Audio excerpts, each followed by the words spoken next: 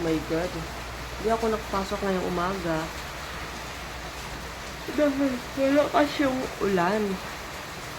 Narinig mo? Ano? Wala, lakas ang ulan. Hindi ako nakapasok. Nag-message na ako, hindi ako makasok ng umaga. Pag hindi tuminto mamayang tanghali, pagpasok ko, magtataksi na lang talaga ako. Kasi mabasa yung sapatos. Yung paa. Delikado ngayon kasi maulan. Tapos madumi yung baha. And then, dahil hindi ako nakapasok, may gagawin ako ngayon. Ayos ako sa gamit ko. Meron pa akong ayusin, hindi ko pa natapos. Kasi papalapit na yung araw kung kailan ako uuwi. Uuwi. Wala tayong pera. Yun. Ayusin ko na lang siya kasi start tomorrow, July 1, hanggang 11 ay talagang mula 6:40 AM hanggang 8 PM ng gabi ay whole day talaga ako. At doon talaga ako sa condo na.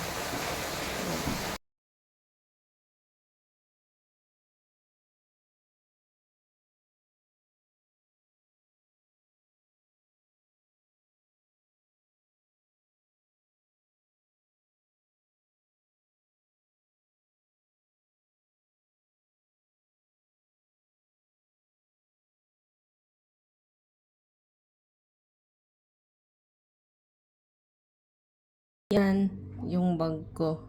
Puro damit yan na hindi ko nagagamit. Hindi masabing hindi ko magagamit. Magagamit ko pa sana.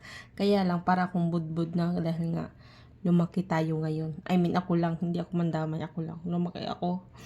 Nagdagdag ako ng 4 na kilos, dahil dati is 58 lang ako. Ngayon, dahil naku, Diyos ko!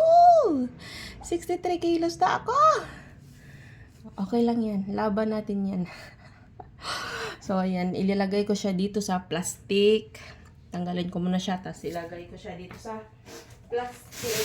Kasi, pag nasa bus kasi, nababasa kasi siya pagka yung ilalim ng bus is basa. Tapos baka tig-ulan na. Baka maulan. Papasok yung tubig sa ilalim. Kaya, tanggalin ko siya ulit. Tapos ilagay ko siya ulit sa